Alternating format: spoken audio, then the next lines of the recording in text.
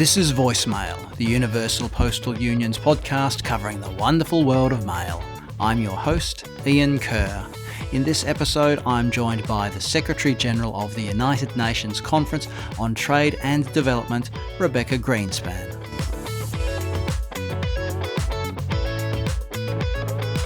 Joining me on the line is Rebecca Greenspan. She's the Secretary-General of the United Nations Conference on Trade and Development, also known as UNCTAD. Rebecca, welcome. Thank you very much for joining us on the podcast today. Let's start with a question we ask all of our guests. What's your first memory of the post? Yeah, I was thinking about that. First, my first memory is going with my father to the box where we received our mail. We went to the Central Post Office of Costa Rica.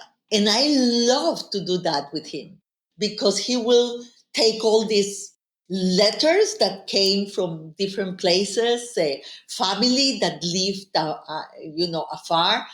And he will tell me, this is from Aunt Rochelle, or this is from this and that, and they live in Detroit, or they live in Europe, and so it was like opening the world to me at that moment.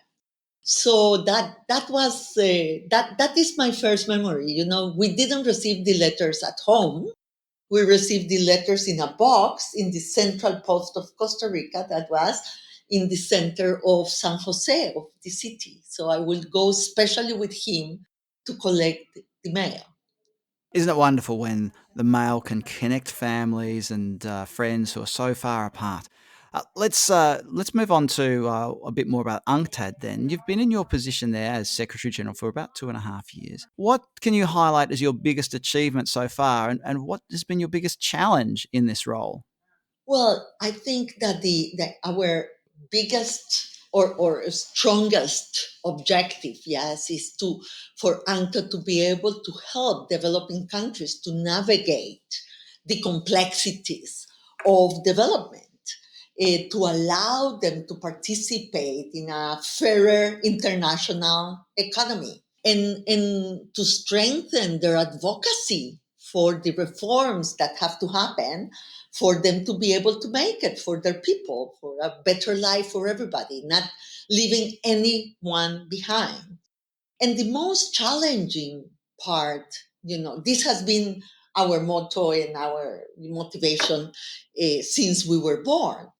But during these 2.5 years that I have been in UNCTAD, we have had to navigate a pandemic, the effects and impact in the developing world of COVID-19. We have had to navigate the war in Ukraine, and followed by a cost of living crisis and a food insecurity crisis. After that, now we have to navigate the impact and the pain in so many of the Middle East conflict, and so this cascading crisis, as we call it, yeah, have really impacted disproportionately the countries that are most vulnerable and the poorest in the world. And so, helping, mobilizing the awareness of the world of what is happening and mobilizing action, it has been our main concern during these years, really to support countries that have lost. Let me say, in 1 year of COVID-19, there were countries that lost 10 years of progress in poverty reduction and hunger. So that's how bad it was. UNCTAD has a very diverse portfolio, ranging from trade and finance to transport and technology. Which particular areas are you focusing on right now, and which do you consider to be the most important for UNCTAD in the coming years? Well, uh, you know, we rebranded UNCTAD as UN Trade and Development, so people will know what we are about. When they read our logo, at least they know now that we are about trade and development. Yeah. And trade and development is a wide portfolio because it has to do not only with trade per se, but also with the financial aspect of development, with technology, and with investment. So you have trade, technology, investment, and financing. And we are now including much more the issue of climate change and environment as a cross-cutting to these four areas of expertise, together with gender. Yes, that is such an important thing for development. So it's a wide portfolio, but I have to say that ANCTAD has amazing knowledge and expertise and information in all these areas.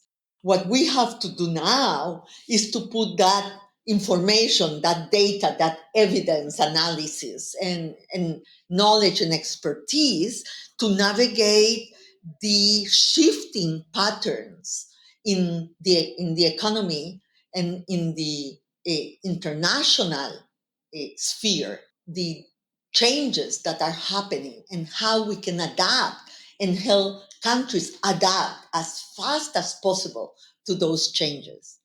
And part of the problem is that we are in an era of such rapid change.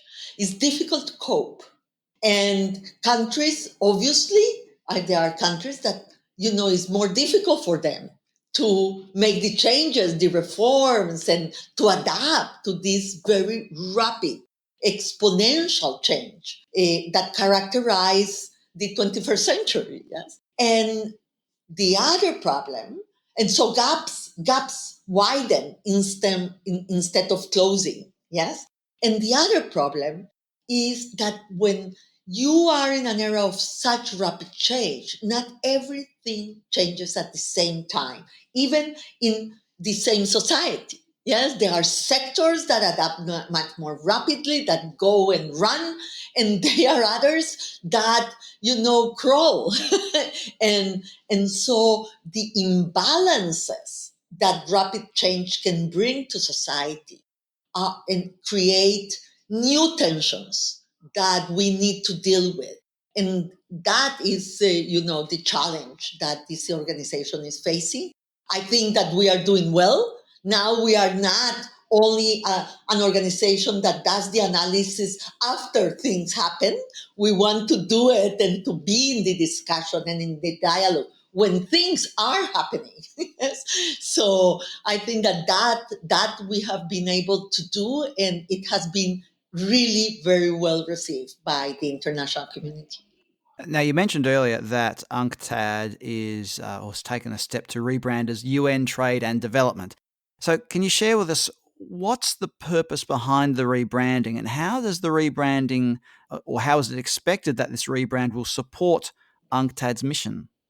You know, that is a very good question. I think that there has always been a misconception in many organizations about communications.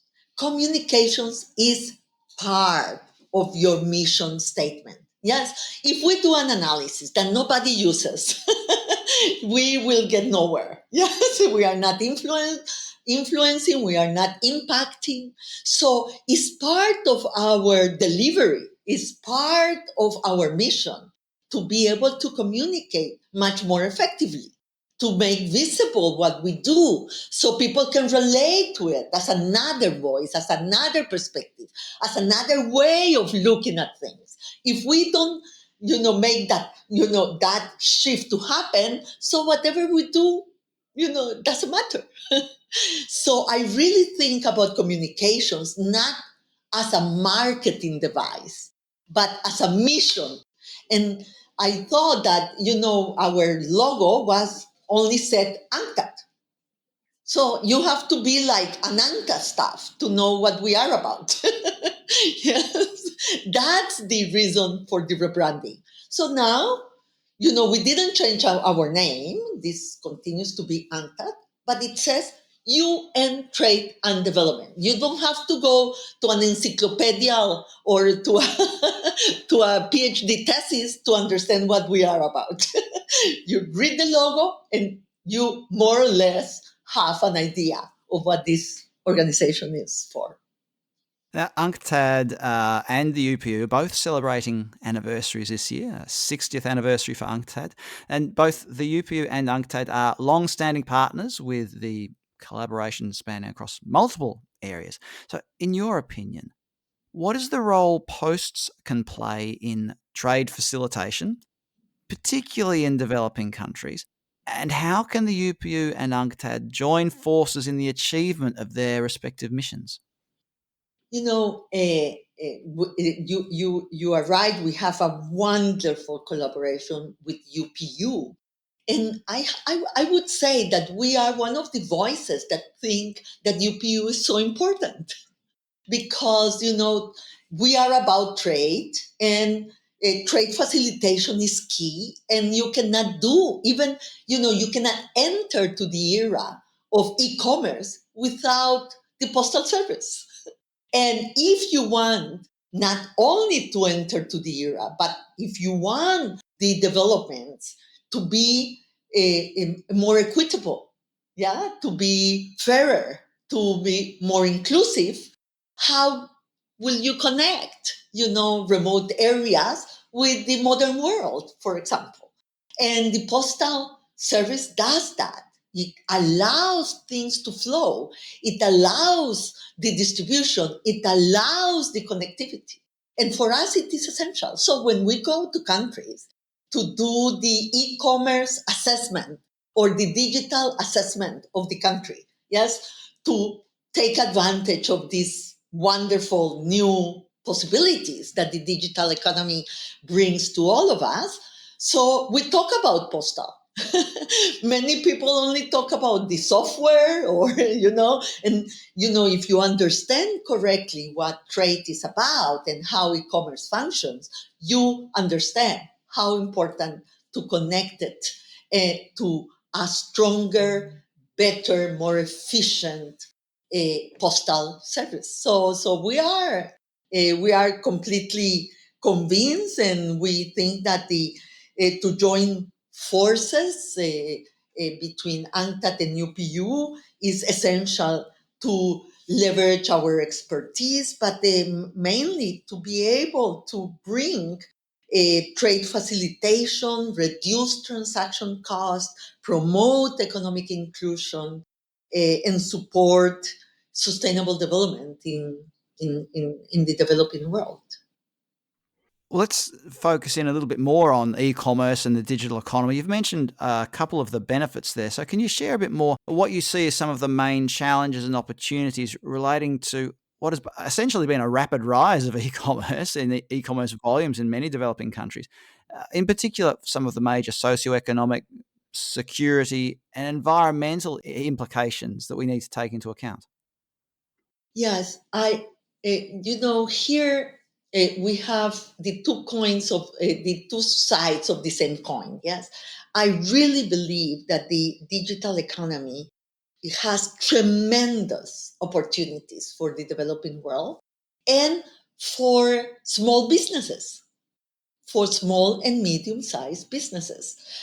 Big businesses will make it.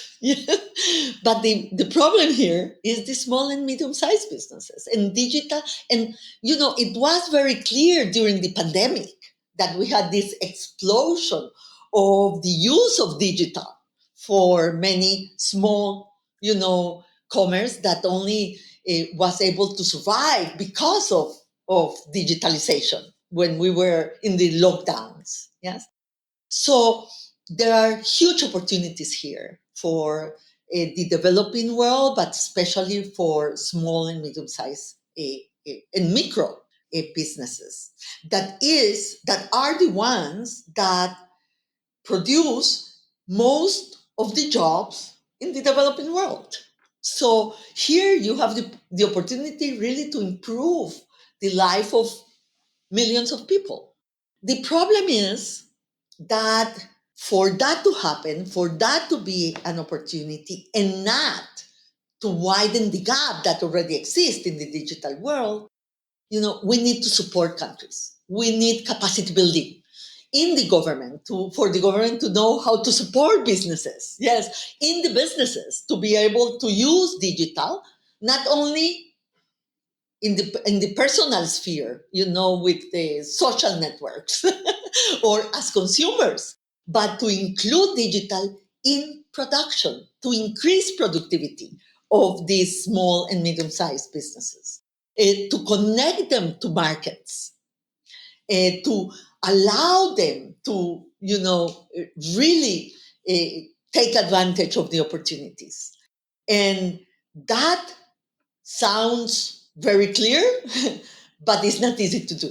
Yes, you need a strategy. You need to know the communities, the local markets. You need to understand how business and the dynamic of business inside the countries. And you need resources. You need to finance the transformation. You need to finance the adoption of technology. Yes, and that is what we are about. Yes, we see tremendous opportunities, but we see very important risks, because if you don't support the small and medium sized and enterprises and businesses, what will happen is that the concentration of this new economy in very few hands will really, in my opinion, hurt democracy and economic stability. Let's talk about trade inclusion. The UPU is a founding member of UNCTAD's E-Trade for All initiative and has just recently launched its new Trade Post Award for Trade Inclusion during UNCTAD's E-Week at the end of last year. So what do the recent changes related to e-commerce mean for commonly disadvantaged groups such as MSMEs, women and remote communities? And what does UNCTAD do to promote trade inclusion of these groups? And even how can the UPU support this work? Yeah, very, very important. I think that we do a lot in training. We have training courses that are very good. We decompose this digital economy, in a way, abstraction into very concrete things that you have to do to be able to take advantage of the digital economy. And we do that for small businesses. We do that in our program called Emprotech, where we take small businesses and we help them to scale up, to have a plan, to to understand what they have to do to be more formal and to enter into this digital economy. And this and Protect program has been around for many decades with wonderful results and evaluations done. So we know how to do it. The problem is the scale. Yes, how do you get to the millions of small MSMEs that need this support? So we not only do this in the downstream, we also do this in the upstream, in the policy area. Yes, to help governments to have the policies that will allow these businesses to really benefit from the new technologies. And one group that we really are working a lot with is women. And so we have this program called E-Trade for Women, where we bring women that have been able to succeed in the e-trade digital economy. And what I explain to everybody is that one of the main things of this program is that we are not the voice for these women. We give them the platform to have a voice. That is different. We don't represent them. We allow them to represent themselves.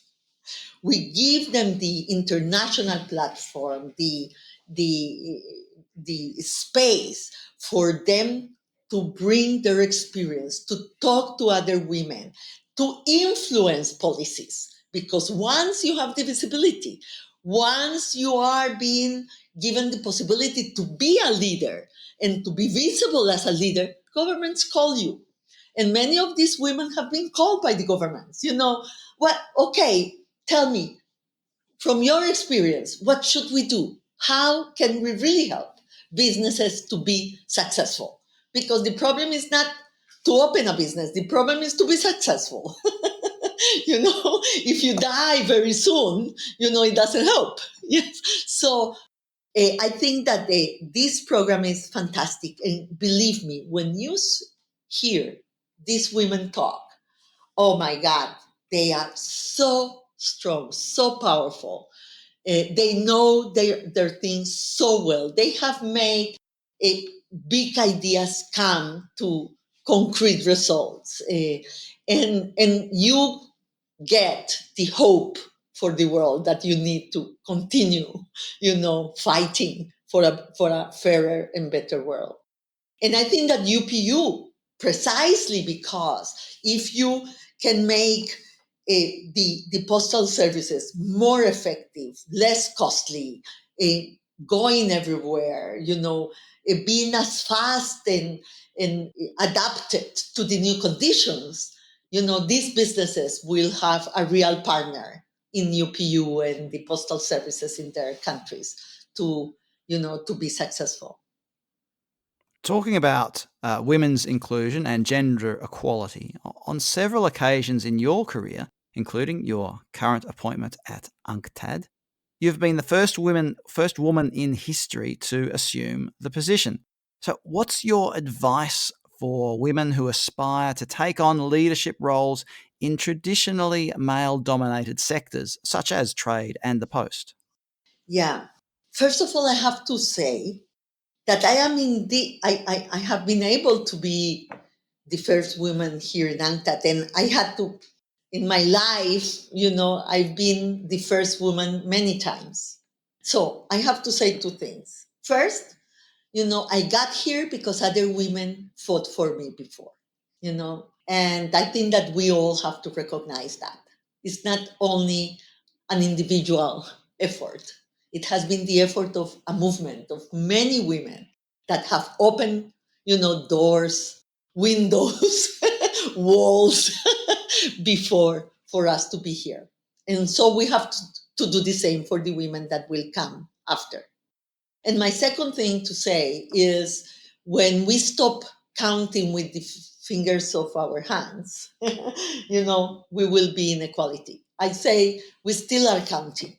I am the first or the second or the third, When we will stop doing that, is because we achieved equality. So we are still not there. If I am the first and not number 1,000, is because we are not there yet. So what should I tell women? Well, first of all, this is a journey. Try not to make it alone. you know, Look for the support, look for the advice, look for other women, network. Yes. Don't think that you don't suffer, in isolation. There is still a lot of discrimination. Yes. And there is a lot of invisible norms that, affect you. Be perseverant, but and I understand that it's not only about you. Yes. Yeah, discouragement will come from all sides many times, and you have to be very strong to hear your own voice, your own, continue your journey, as I said before. The other thing is don't look for excuses. To discrimination should not be an excuse. Yes. And they don't think that everything that happens to you is because of, unfairness. You have to look into yourself. You have to get better. You have to thrive. Yes. Yeah. Being a woman or a man, you have to learn from your mistakes. You have to learn from your own experience. Yes. So be open. be open to revise, to criticism, to, you know, that is something that we all have to do. We don't get it right in the first go. In life you try and you fail one time and you succeed the other. You know, it's a learning path. And so I think that those two things that have been, at least for me, good instruments to success. This year, the Summit of the Future will take place in New York with the objective of moving towards a multilateral system that is better positioned to positively impact people's lives. What role do you think multilateralism can play to ensure a better global trade system that benefits all? Yeah, I am really a believer in multilateralism.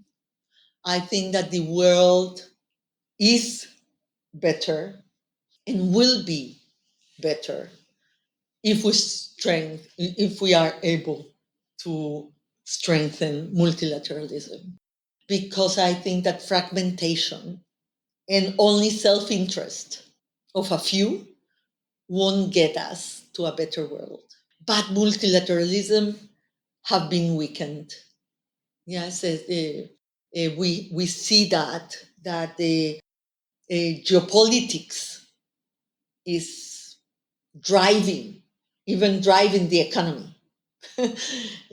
Sometimes we as economists, I am an economist, yes, and we ask ourselves, is this an economic reason or is geopolitics driving the decisions in the trade realm, in the financial, in the production? So we need multilateralism because if it's only a power game and not a world based on internationally agreed rules of the game, the small and the vulnerable will not be able to survive or to play in that world. You know, if it's the world of the strong and powerful, and so the voices of those that we want to represent in the UN, yes, the voice of those that don't sit at the table many times where the decisions are taken. That's why we need the agreed rules. We need their voices to be heard. How are we going to do that without a multilateral system that will give them the voice and the vote? Because in the multilateral system, everybody has a vote. And I fear a world without a strong multilateral system. And fragmentation or different systems competing at the same time, yes, will also be so complicated, so complex to navigate that it will hurt the most vulnerable, the weakest part of this global world.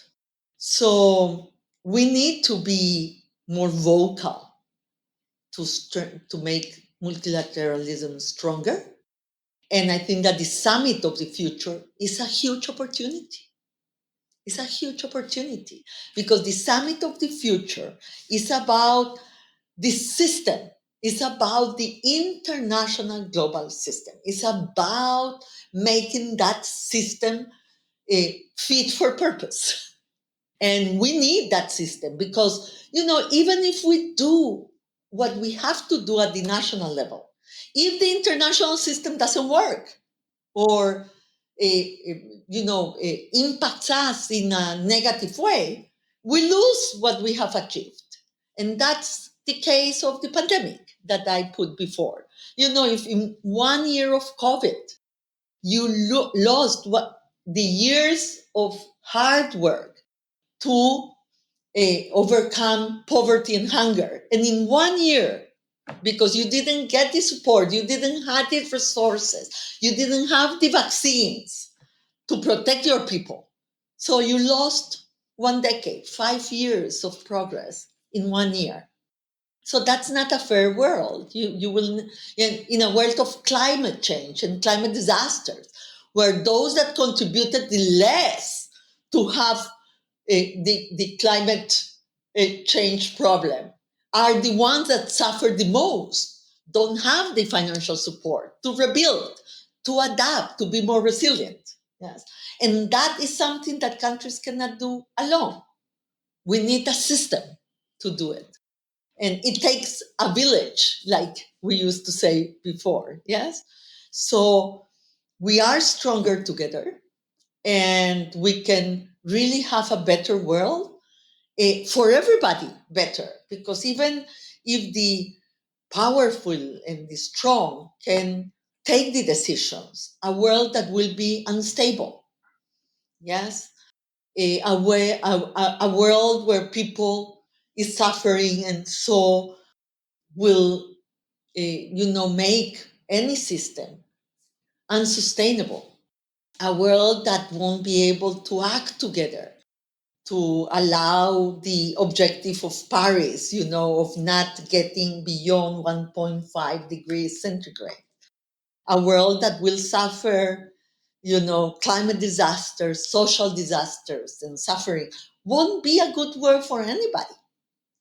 So we need multilateralism more than ever to create a more resilient, a more equitable, a more sustainable world and economy. So I think that the Summit of the Future is a huge opportunity to do and decide what we need to do for that to happen. UNCTAD will celebrate its 60th anniversary this December. So, are there any special activities planned to mark the occasion?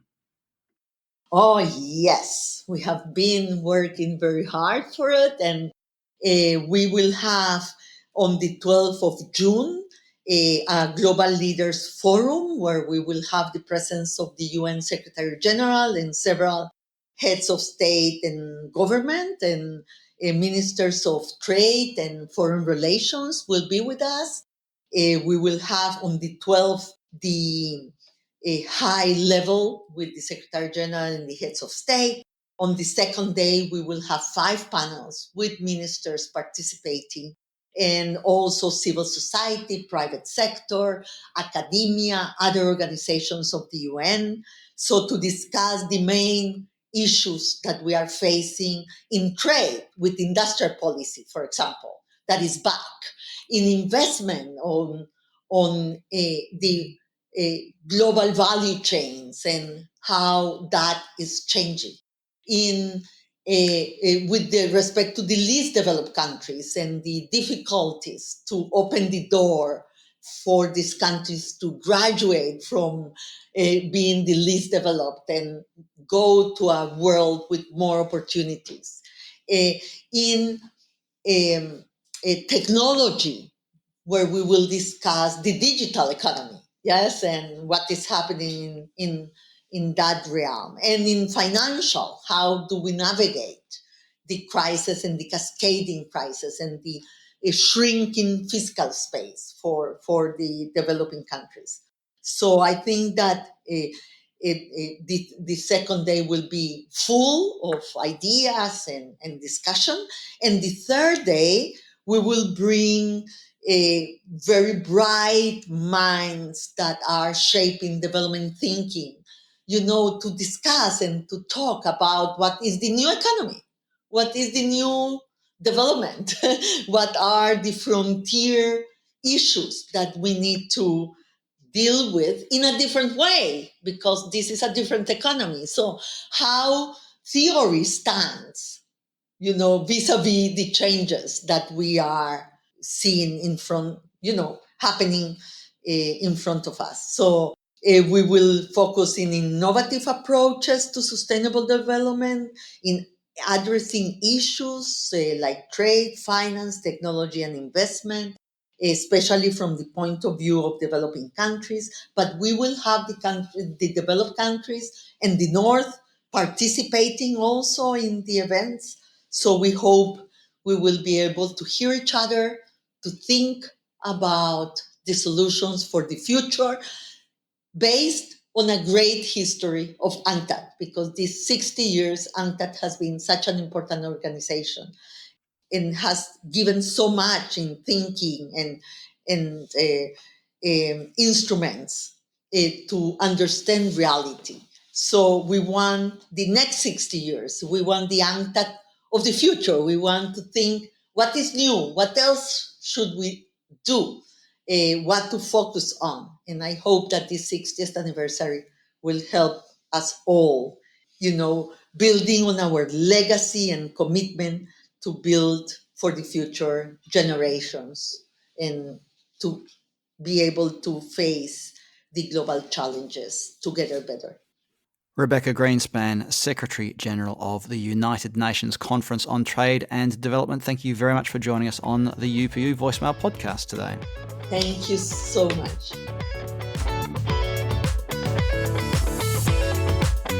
You've been listening to Voicemail, the official podcast of the Universal Postal Union. Subscribe to the podcast on your favourite podcast platform and you'll get each episode downloaded to the device of your choosing as it's released.